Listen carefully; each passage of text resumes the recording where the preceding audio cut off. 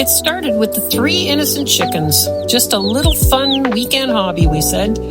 Fresh eggs, a cute backyard, and a slower pace of life.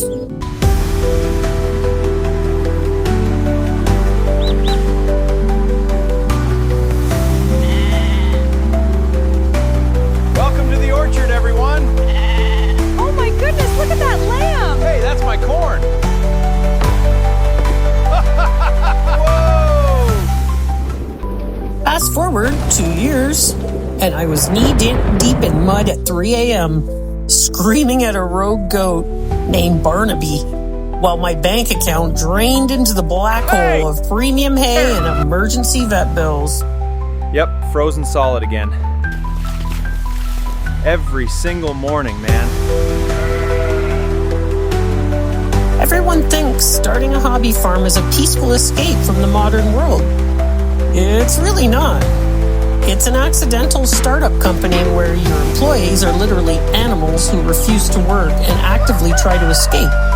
Here's how our tiny backyard project escalated into a full-scale crisis and the one insane pivot that saved us from total bankruptcy. Phase 1 is what I call the livestock inception. You get chickens. They are easy.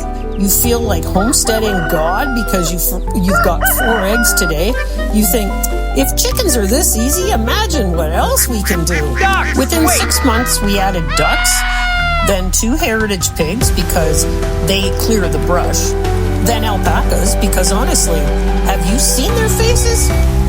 My hobby farm was evolving like a Pokemon, but instead of leveling up, it was just multiplying. By month 12, our small hobby farm consumed our entire 5.5 acre, our social life, our savings.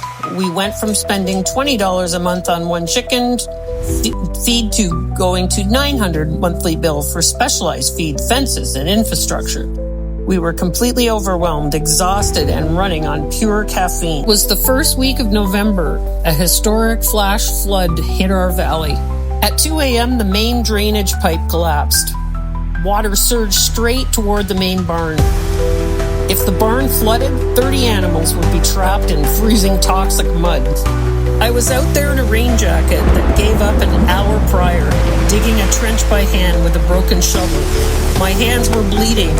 I looked over and saw a multi-$1,000 alpaca shelter leaning at a 45-degree angle.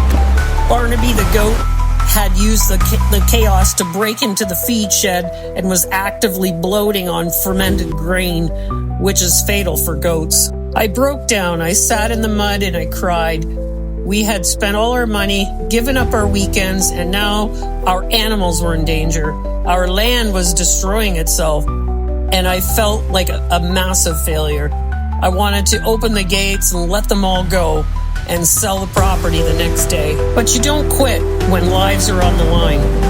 I shoved a tube down Barnaby's throat to relieve the gas, propped the alpaca shelter up with my truck's winch, and dug that trench until the water finally diverted.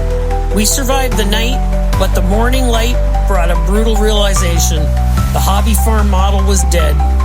We couldn't keep treating it like this as a charity or a passive backyard project. It had to become an ecosystem. We stopped trying to just have animals and started building a circular micro-farm economy.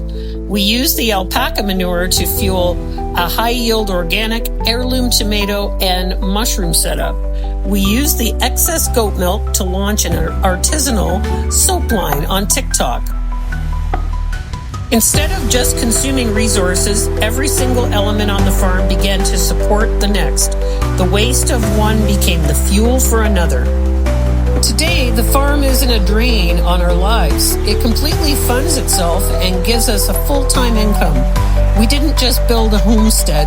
We built a resilient living system that taught us how to handle the heaviest storms.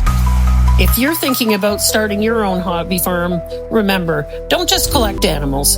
Build a system because the chaos will come, but if you build it right, the reward is worth every single drop of mud.